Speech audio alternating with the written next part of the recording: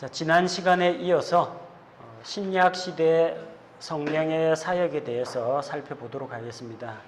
자, 구약 시대 성령의 사역과 신약 시대 성령의 사역의 가장 큰 차이점이 지난번에 뭐라고 했어요? 성령님의 침례라고 했습니다.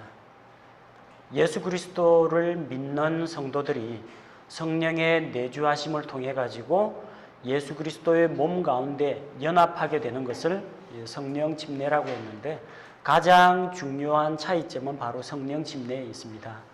자, 구약시대 성령님의 사역은 사람들을 하나님의 일을 하도록 하기 위해서 무장시키고 능력을 주는 그런 사역이 중심이었다면, 신약시대 성령님의 사역은 교회를 세우시고 사람들을 구원하시는 이런 사역이 중심을 이루고 있습니다.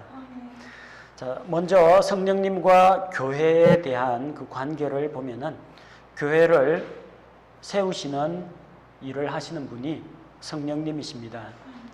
교회의 기원은 마태복음 16장 18절에 그 기원을 두고 있습니다. 그러나 교회의 시작은 사도행전 2장에 기초를 두고 있습니다. 마태복음 16장에서 가이사랴 빌립보 지방에서 베드로가 예수님께 주는 그리스도시요 살아계신 하나님의 아들이십니다, 이런 신앙 고백을 합니다. 그때 예수님께서 말씀하시기를 너는 베드로라, 이 반석 위에 내가 내 교회를 세우리니, 이렇게 말씀하시죠. 내가 내 교회를 세우리니, I will build my church. I will이라고 했어요. 미래 시제로 되어 있습니다. 만약 예수님 당시에 복음서에 교회가 있었다면 내 교회가 이미 있다라고 이야기하시지, 예수님이 내 교회를 세우겠다라고 하지는 않으셨을 겁니다. 그 당시에는 신약 교회가 존재하지 않았습니다. 만약에 혹시 교회가 있었다면 그건 예수님이 말씀하신 내 교회, 예수님의 교회가 아니라는 이야기입니다. 예수님께서 이 땅에 계실 때에는 신약 교회가 아직 형성되지 않았다는 겁니다. 사도행전 20장 28절에 보면 하나님께서 교회 감독자를 세우시고 하나님의 교회, 곧 그분께서 자신의 피로 사신 교회를 먹이게 하셨다고 했습니다. 자신의 피로 사신 교회, 곧 하나님의 피로 사신 그 교회를 이야기합니다. 예수님께서 피 흘려 죽으시기 전까지는 교회가 없었다는 이야기예요. 만약 예수님 십자가에 달리기도 전에 교회가 있었다, 마태복음 22장에 교회가 있었다, 이런 이야기를 하면 그 교회는 예수님께서 자기 피로 값주고 사신 교회가 아니라는 이야기입니다. 또 요한복음 7장 39절에서 예수님께서 누구든지 목마르거든 내게로 와서 마시라, 그렇게 말씀을 하시면서 나를 믿는 자는 그 배에서 생명수의 강이 솟아난다고 했습니다. 그러나 예수님께서 아직 영광을 받으시기 전이므로 성령이 저희에게 주어지지 않았다고 했습니다. 예수님께서 부활하시고 승천하신 이후에 성령께서 오십니다. 예수님께서 영광을 받으시기 전에는 믿는 신자들 각 개인에게 성령님께서 주어지지 않았다라는 것을 이야기합니다. 따라서 만약에 신약교회가 복음서에 있었다고 이야기하면은 그 교회는 성령님의 내주하심이 없는 사람들의 모임입니다. 성령님하고는 관계가 없는 사람들이 되어버립니다.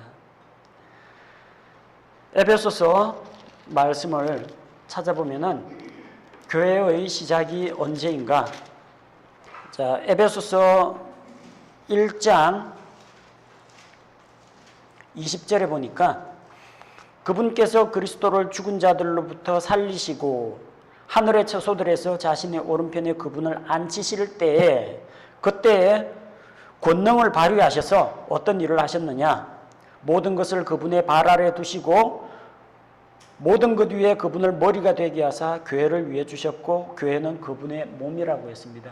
예수 그리스도께서 교회의 머리가 되신 것이 언제부터예요?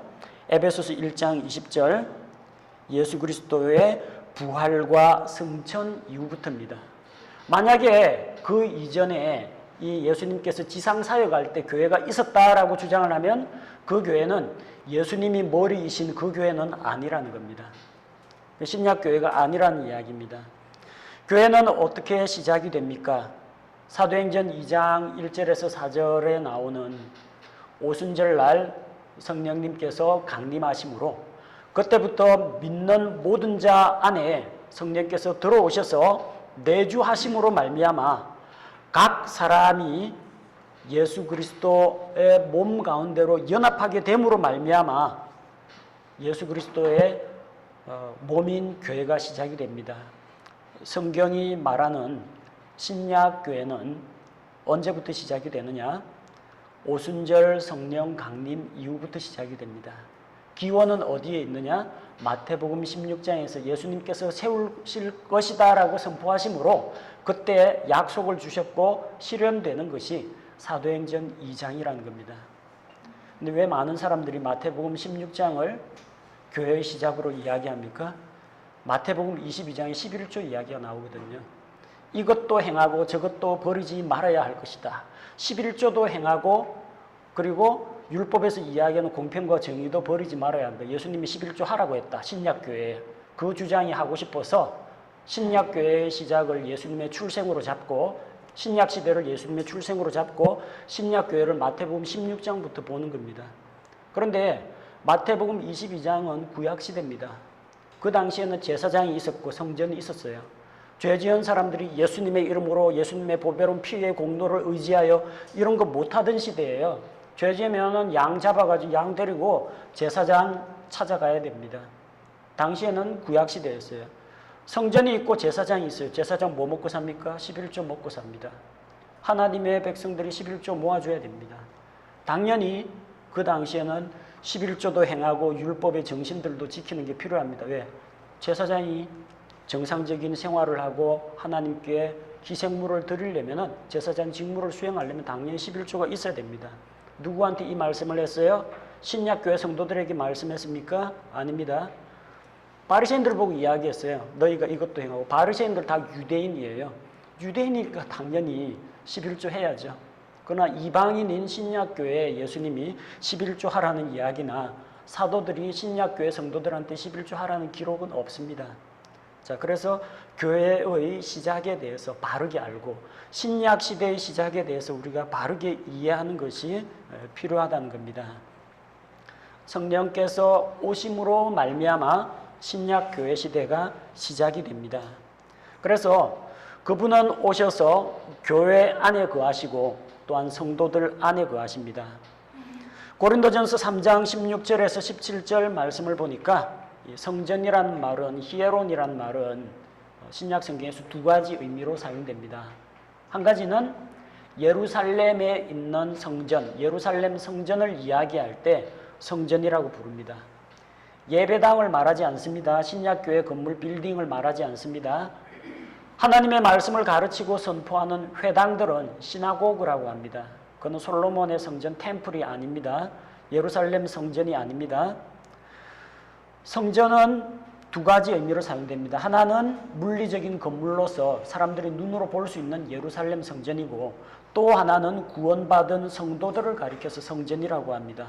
고린도전서 3장 16절에서는 너희가 하나님의 성전인 것과 하나님의 성령님께서 너희 안에 거하시는 것을 너희가 알지 못하느냐 그렇게 이야기합니다. 자, 그걸 여기 보니까 너희가 하나님의 성전이라고 했죠. 복수형으로 이라고 되어 있습니다. 복수형입니다. 각 한 사람 한 사람의 성도가 아니라 성도들입니다. 연합체인 교회를 이야기합니다. 그런데 고린도전서 6장 19절에서 20절 말씀해 보니까 너희 몸이 할 때 your body라고 나와 있죠. your body is라고 단수형으로 나와 있습니다. 위쪽은 복수형이고 아래쪽은 동사가 단수형으로 되어 있는데 너희 몸이 하나님의 성전이다. 이때는 각 개개인을 말합니다. 각 개개인의 몸이 내 몸도 성전이고 다른 성도들의 몸도 성전이고 각각에 대해서 이야기합니다. 따라서 성령께서는 교회 안에 계시고 그리스도의 몸인 교회 안에 계시고 또한 각 개별 성도들 안에도 계신다는 것을 이야기합니다. 그러면 성령께서 교회에 대해서 어떠한 일을 하고 계시는가?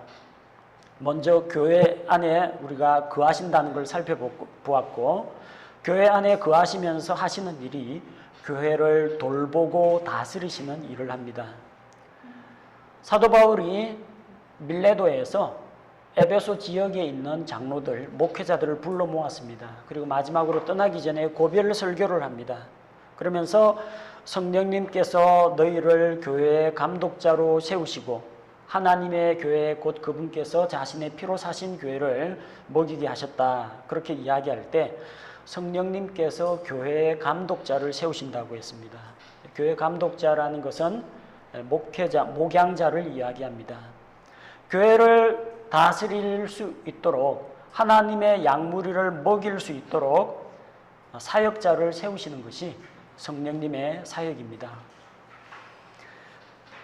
사도들은 예수 그리스도의 십자가 죽음과 부활을 선포하다가 제사장들과 서기관들과 사두개인들에게 붙잡혀가지고 곤욕을 치렀습니다. 열심히 하나님의 말씀을 전파했는데 그들이 다시는 이 이름으로 가르치고 선포한 것을 금지한다 할 때 그들이 영적으로 위축당했습니다. 위축당했을 때 그들이 동료들에게 가서 일어난 일들을 모두 고하고 무엇을 했습니까? 다 함께 기도했습니다. 담대하게 예수 그리스도의 복음을 전할 수 있도록 용기를 달라고, 이 환난과 핍박을 없애달라고 기도한 것이 아니라 이것을 능히 이기고 담대히 하나님의 말씀을 선포할 수 있게 해달라고 기도를 했더니 모인 곳이 진동하더니 각 사람이 성령님으로 충만해졌다고 했습니다. 곧 성령님께서 말씀을 선포할 때에 도와주십니다. 사도들이 말을 할 때 무식한 어부인 줄로 알았는데 제사장들 앞에서 성경 말씀을 인용해 가면서 예수 그리스도를 소개하는 일을 보고 이 사람들은 다 무식한 갈릴리 어부 출신이 아니냐, 어떻게 성경을 이렇게 아느냐. 성령께서 말씀을 선포할 때 그들에게 지혜를 주시고 또한 핍박을 당할 때 담대하게 말씀을 전할 수 있도록 성령께서 도와주십니다. 자, 에베소서 6장 18절 항상 성령 안에서 깨어 있으면서 기도하라고 했습니다. 우리는 기도할 때 성령님 안에서 기도합니다. 우리가 하나님의 성령으로 충만을 받을 때, 하나님의 성령으로 충만하게 될 때 시와 찬송가와 이 영적인 노래들을 부르면서 하나님을 찬양하게 됩니다. 교회 안에서 일어나는 이런 일들이 성령님의 도우심을 받아서 일어나는 일들입니다. 또한 성령께서는 에베소서 4장 3절 말씀과 같이 화평에 매는 띠로 성령이 하나 되게 하신 것을 힘써 지키라고 했습니다. 교회 별의별 사람이 다 오죠. 오랫동안 교회 다녔던 사람, 갓 예수님을 믿은 사람, 그리고 아직까지 세상과 관계가 완전히 정리되지 않은 사람도 있고 여러 가지 독특한 개성과 스타일을 가진 사람들이 다 들어옵니다. 어떻게 그들이 하나를 이룰 수가 있겠습니까? 예수님 제자를 보십시오. 로마의 앞잡이 세리 출신 마태가 있습니다. 부자 출신의 아버지가 선주인, 배주인인 야고보와 요한이 있습니다. 무식하게 갈릴리 해변에서 잔뼈가 굵은 베드로와 같은 어부가 있습니다. 독립군 운동을 하는 열심당 시몬이 있습니다. 별 하나로 합쳐질 수 없는 사람들이에요. 빈부격차도 있고 그 다음에 정치 성향도 다르고 스타일도 제각기 다릅니다. 어떻게 하나가 됩니까? 화평에 매는 띠로 성령님께서 하나가 되게 하셨습니다.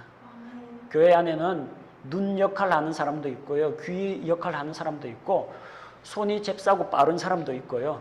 주머니가 두둑해가지고 나눠주기를 좋아하는 사람도 있고 남 어려운 일 당하면 그냥 뭐 눈물부터 흘리면서 긍휼히 여기는 사람도 있고 별의별 사람들이 다 있어요.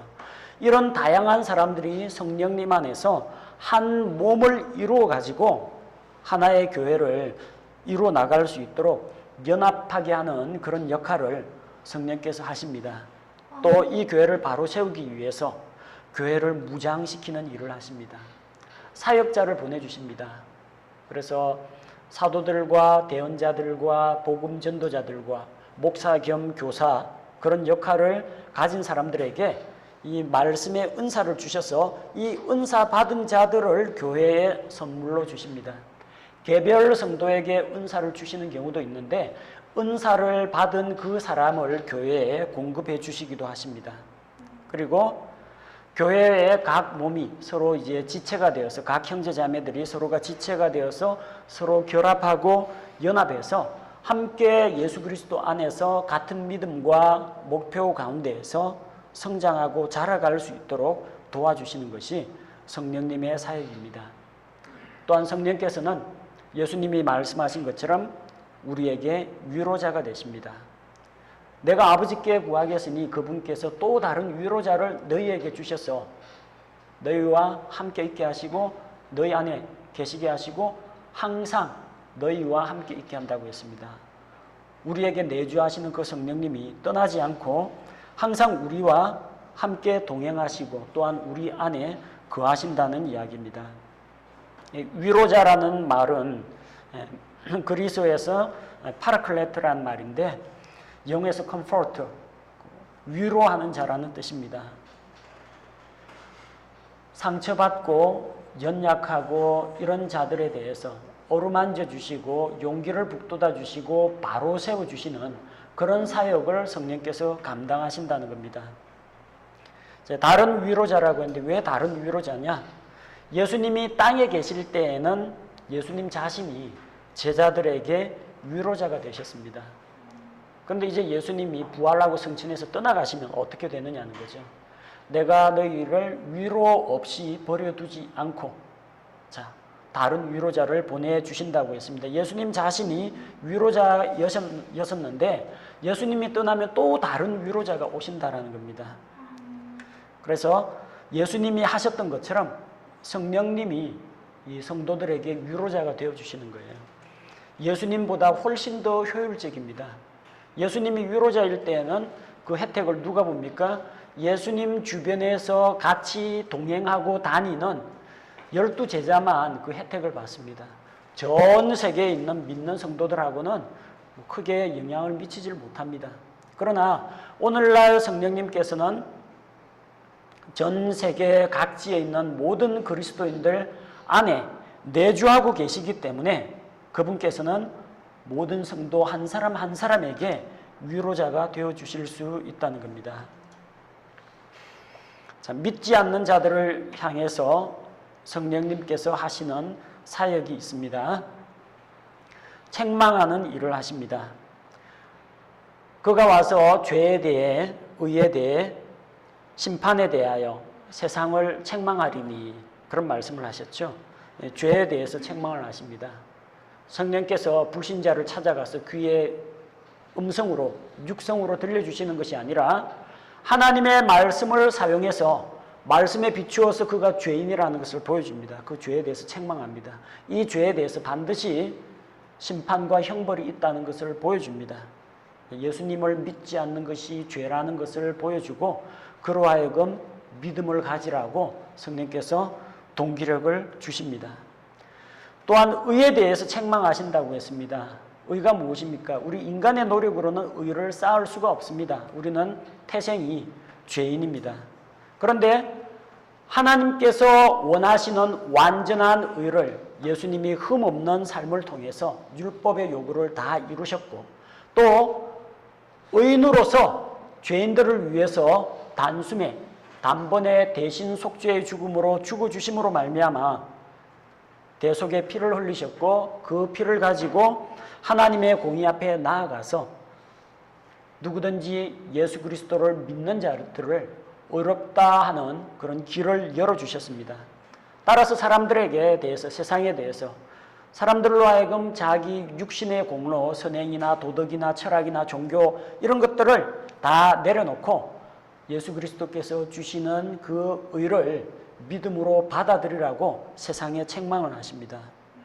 또한 심판에 대하여라 함은 이 세상 통치자가 심판을 받았기 때문이라. 이 세상의 통치자가 누굽니까? 마귀가 심판을 받았다는 거예요. 마귀가 심판받으면 어디 갑니까? 꺼지지 않는 불호수에 들어갑니다. 그 꺼지지 않는 불은 누구를 위해서 만들었어요?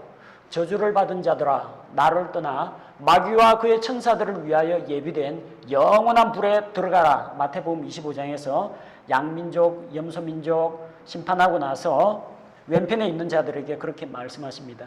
마귀와 그의 천사들을 위하여 예비된 영원한 불입니다. 자, 지옥, 불호수는 누구 때문에 만들었어요? 마귀 들어가라고, 타락한 천사들 들어가라고 만든 곳입니다. 이 사람이 들어가라고 만든 데가 아니에요. 근데 사람이 하나님을 싫어하고 하나님하고 같이 있기를 싫어하는 거예요.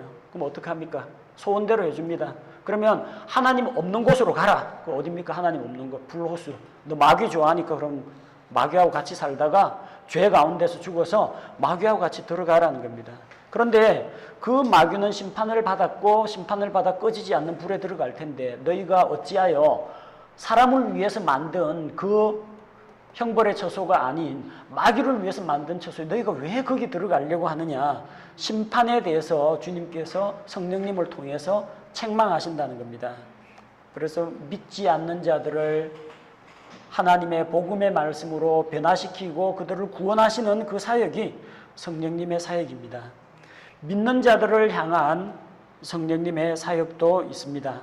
제일 기본적인 게 예수님을 믿는 자는 영이 다시 태어나게 됩니다.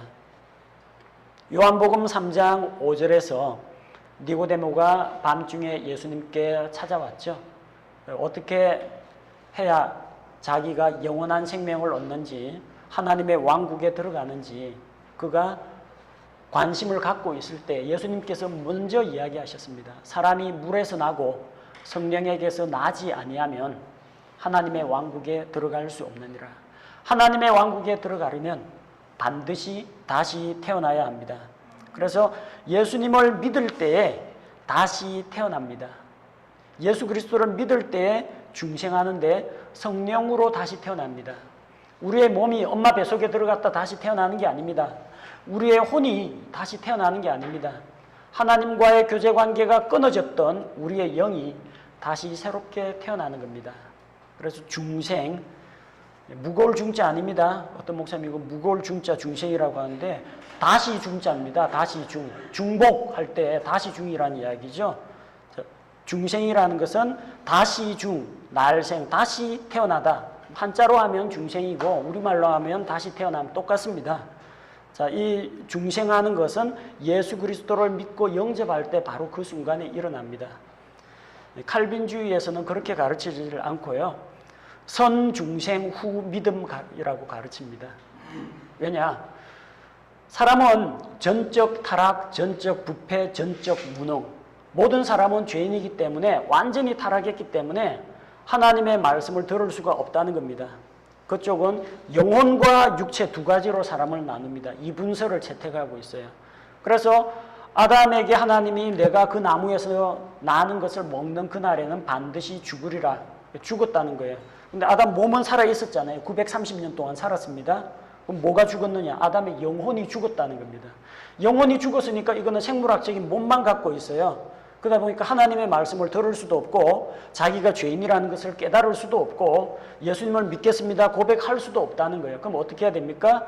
하나님께서 창세전에 미리 선택한 소수의 사람들에게 성령님을 보내주셔서 성령님이 그 안에 들어가셔서 죽었던 사람을 먼저 살려놓고 중생 다시 살려놓고 그렇게 해야만 그때부터 그 사람이 복음을 이해하고 들을 수가 있게 되고 믿게 된다는 겁니다.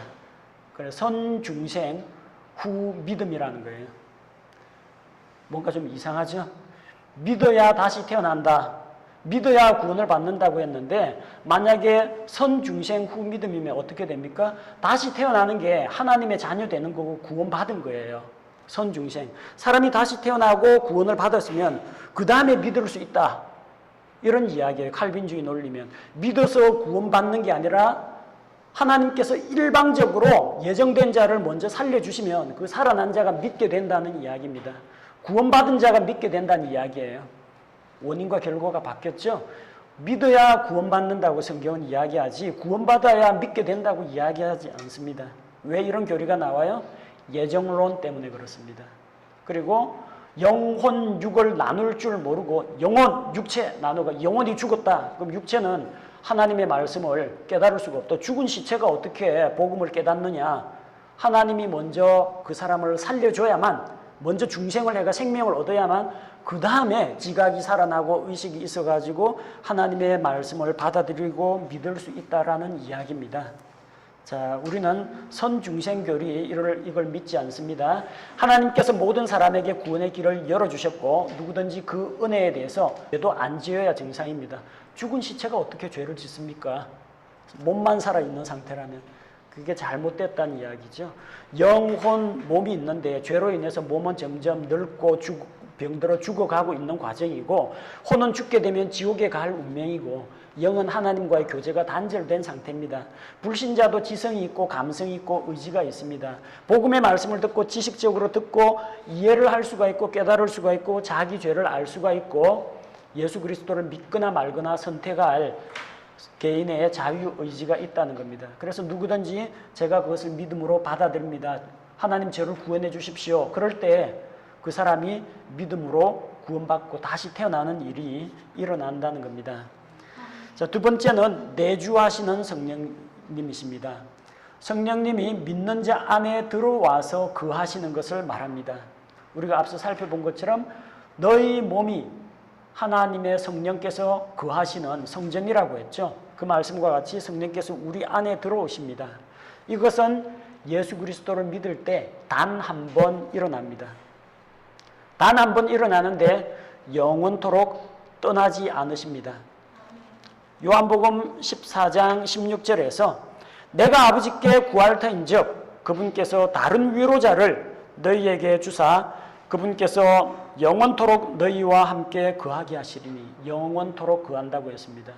구약시대에는 성령님의 내주를 경험한 사람들도 있었죠. 에스겔과 같은 그런 사람들 성령의 내주하심을 경험했습니다. 그러나 영원토록 떠나지 않았던 그런 사례는 구약성경에서 좀처럼 찾기가 힘듭니다.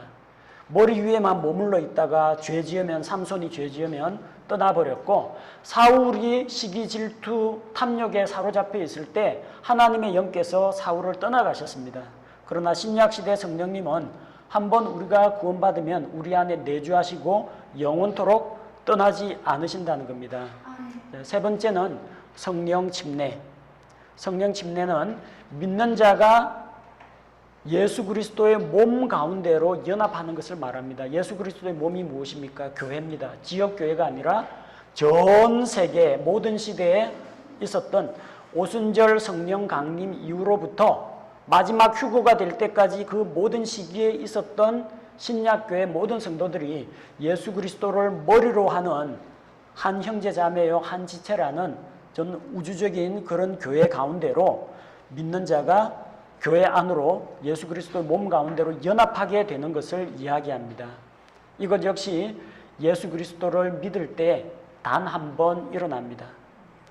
잘못했다고 해서 모르겠어요. 지역교회에서 이 교회 안 다니겠습니다. 혹은 이 교회에서 쫓겨난다. 그런 일은 있을지 몰라도 그가 만약 구원받은 사람이라면 예수 그리스도의 몸인 전 우주적인 교회에서 배척당하거나 출교당하거나 쫓겨나는 일은 없다는 것입니다. 자, 그 다음 네 번째로 성령 충만이 있습니다. 성령 충만이라는 것은 성령님에게 순종하여 그분의 통제하에 들어가는 것을 이야기합니다. 에베소서 5장 18절에서 술 취하지 말라고 했습니다. 거기에는 과도함이 있다고 했습니다. 술 취하지 말고 성령님으로 충만하게 되라고 했어요. 충만 받는 게 좋을 걸이라고 말씀하지 않으시고 충만하게 되라고 말씀하셨어요. 명령문으로 주신 겁니다. 우리에게 주신 명령입니다. 믿는 모든 자는 누구나 성령으로 충만하게 됩니다. 성령 충만은 때로는 잃어버릴 수도 있습니다. 우리 자신을 성령님께 드리고 순종할 때 성령 충만이 일어납니다. 그러나 자기의 영적인 컨디션이 나빠지거나 환난과 핍박을 당하게 되거나 또 어려움을 겪게 되거나 두려워하거나 그럴 때 일시적으로 이런 성령 충만을 잃어버리기도 합니다. 그러나 다시 한번 성령님으로 충만하게 될 수가 있습니다. 사도행전 4장에서 제사장과 사두개인들이 사도들을 위협해가지고 다시는 예수 이름으로 가르치지 말라고 그들을 내쫓았습니다. 그래서 이 사람들이 풀려나서 동료들에게 가서 그 한 말들을 다 전달하고 하나님께 소리 높여 기도합니다. 그래서 하나님 우리에게 담대함을 주셔서 말씀을 전하게 하시고 우리 주 예수 그리스도로 말미암아 하나님의 말씀이 참되다는 그런 표적들을 보여주시기를 그렇게 기도를 하니까 31절에 그들이 기도하기를 마침에 그들이 함께 모인 곳이 흔들리더니 그들이 다 성령님으로 충만하여 담대히 하나님의 말씀을 말하니라. 성령님으로 다시 충만해졌습니다. 성령 충만은 여러 번 받을 수가 있습니다. 또 성령 충만은 깨어질 수도 있습니다. 우리 안에는 두 가지 본성이 자리 잡고 있어요. 내가 과거에 죄악된 상태에 있었던 옛 사람의 본성도 가지고 있고 그리스도 안에 있는 새로운 창조물로서의 본성도 가지고 있습니다. 이 두 가지가 싸우고 있어요.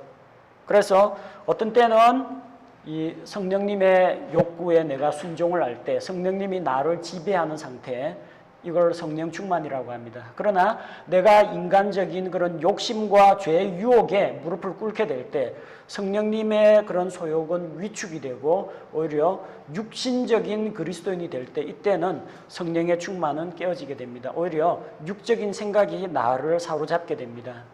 자, 따라서 우리는 내가 항상 성령 충만을 유지할 수 있도록 자기의 육체의 욕심들 이런 것들을 버리고 하나님의 말씀에 순종하고 기도하고 믿는 자들의 교제 가운데 같이 함께하는 가운데 성령 충만을 유지해야 됩니다. 또 일시적으로 잃어버렸다 할지라도 얼마든지 다시 회복이 가능합니다. 그래서 성령의 충만을 받도록 해야 합니다. 그 다음에 이제 성령께서 하시는 일, 믿는 자들을 성화시키는, 곧 우리 자신이 죄로부터 형벌을 면제받을 뿐만 아니라 나아가서 죄악된 그런 죄의 영향력으로부터 점차 독립하는 그런 성화의 과정을 거쳐가게 하십니다. 처음 성령님을 통해서 우리는 거룩하게 구별이 됩니다. 예수님께서 단번 속죄하심으로 말미암아 자기를 믿는 자들을 거룩하게 구별하셨습니다. 이거는 신분의 변화입니다. 나는 비록 죄인이고 아직까지 영적 컨디션이 낮지만 하나님께서 나를 세상으로부터 구별해서 너는 그리스도인이다, 너는 내 아들이다, 이렇게 신분의 변화를 주셔서 우리를 하나님의 소유로 삼으신 것입니다. 이건 신분의 변화입니다. 그러나 한 단계 더 나아가면 그 다음에는 상태의 변화가 뒤따르게 됩니다. 날마다 하나님의 말씀과 기도로 교제하는 가운데에서 주의 얼굴을 보면서 그분의 형상을 닮아가는 그런 삶을 살 때에 육신의 욕심을 억누르고 우리가 성령님께 자기 자신을 드리고 순종함으로 말미암아 예수 그리스도의 장성한 분량에 이르도록 하나님의 성품을 닮아가는 그런 삶, 우리가 이거는 계속해서 진행 중입니다. 죄를 이기고 승리하며 인격적으로 성숙해가는 그런 과정이 있어요. 지금도 진행 중입니다. 이 성화의 과정이. 만약에 이 성화의 과정을 부정해버리면 그냥 구원파처럼 돼버려요. 구원받았다. 한 번 구원은 영원한 구원이다. 이제 너는 죄하고 상관없다. 무슨 죄를 짓더라도 최소한 지옥은 안 간다. 마음대로 살아도 된다. 요까지만 가르치면은 그리스도인의 삶의 열매는 안 나옵니다. 그냥 간신히 턱걸이 해가지고 지옥 안 갈 정도로 불 가운데서 간신히 구원받은 생명만 건지는 그런 구원을 받습니다. 그러나 성경은 그걸 이야기하지 않고 우리가 하나님의 아들이신 예수 그리스도의 형상을 닮아가는 자로 예정이 되었다고 했습니다. 그런 성화의 과정이 우리에게 지속적으로 일어나야 한다는 겁니다. 그리고 마지막은 정말로 완전히 거룩한 자로 변하는 겁니다. 요한일서 3장 2절 3절 말씀과 같이 사랑하는 자들아 우리가 지금은 하나님의 자녀라. 장래에 어떻게 될 것은 아직 나타나지 않았지만 예수 그리스도께서 다시 나타나심이 되면, 그분께서 다시 오시면 우리가 그분과 같을 줄을 아는 것은 그분께서 계신 그대로 볼 것을 인함이니, 주를 향해서 이런 소망을 가진 자마다 그분의 순결하고 거룩하심과 같이 자기 자신을 순수하게, 순결하게, 거룩하게 갖고 나간다고 했습니다. 예수님 오실 때, 그때에는 죄나 더러움이 없는 완전한 상태로 변화된다는 것입니다. 이런 신분의 변화, 상태의 변화, 그리고 마지막 이런 변화를 누가 주도하시느냐? 성령님께서 하십니다. 그리고 우리의 순종이 뒷받침되어야 합니다. 구원받을 때는 하나님의 은혜로 값없이 구원을 받습니다. 성화의 과정에서는 성령께서 도우시는 힘을 내가 의지해서 나의 순종이 덧붙여질 때, 함께 나아갈 때 변화가 일어난다는 겁니다. 자, 또 성령님께서 어떤 일을 하십니까? 우리를 위해서 중보하십니다. 로마서 8장 26절 말씀, 복음성가에도 나오죠. 누군가 널 위해 기도하네. 눈물이 빗물처럼 앞을 가리고 그럴 때 우리가 정말 뭐라고 기도해야 될지 깝깝해가 하나님 앞에서 아무 말도, 기도는 해야 되겠는데 억울하고 분하고 깝깝해가지고 기도할 기력도 없을 그런 때가 있어요. 나오면은 그 기도할 때 한숨밖에 안 나오고 아버지 이 소리밖에 안 나와요. 하지만 우리의 속 사정을 알고 계시는 성령님께서 우리에게 기도의 동기력도 주시고 무엇을 기도해야 될지 가르쳐 주시고, 또 말로 할 수 없는 탄식으로 우리를 위해서 친히 중보하신다고 했습니다. 우리를 위해서 성령께서 친히 기도해 주신다는 겁니다. 나는 나 자신의 상태에 대해서 잘 모릅니다. 뭘 기도해야 될지 모르고 이 기도가 하나님의 뜻에 맞는지 잘 모를 때가 있어요. 하지만 성령님께서는 우리 속사정도 아시고 하나님의 마음 깊은 것도 감찰하시는 분이기 때문에 양쪽을 다 알고 계신 분입니다. 그분은 바른 기도를 할 수가 있습니다. 그분은 응답받는 기도를 하실 수가 있다는 겁니다. 그래서 이 성령님의 중보가 우리에게 정말 큰 도움이 된다는 겁니다. 그 다음에 성령님의 봉인이 있습니다. 봉인. 믿는 자를 하나님의 소유로 삼아서 안전하게 보존하신다는 것을 이야기합니다. 하나님의 거룩한 영을 슬프게 하지 말라. 너희가 그분 안에서 구속의 날까지 봉인되었다고 이야기했죠. 자, 봉인이라는 게 뭐냐면요. 여러분 추천서 써달라고 하면요. 추천서 혹시 써주면 그 사람이 글자 고쳐가지고 자기한테 좋은 내용 적어가지고 위조할 수가 있어요. 추천서 쓰면은 추천서 쓴 사람이 편지 봉투에다가 그 풀칠해가 붙이고 도장 찍고 그 위에다 유리테이프로 발라버립니다. 이거 유리테이프 쫙 뜯는 순간에 도장, 봉인이 찢겨 나가겠죠. 그럼 이건 누가 뜯어봤다는 이야기예요. 그걸 막기 위해서, 문서의 위조 변조를 막기 위해서 봉인을 합니다. 그 다음에 여러분 음식물이 부패하지 않도록 유리병이나 아니면 깡통에 넣어가 통조림 만들죠. 그렇게 되면 안에 있는 음식물은 바깥에 있는 어떤 온도의 변화나 세균이나 이런 것들이 침투하지를 못합니다. 이물질이나 벌레가 들어가지 못합니다. 그게 실링이라고 하죠. 실들체가 완전히 막아버려요. 그게 실링 봉인입니다.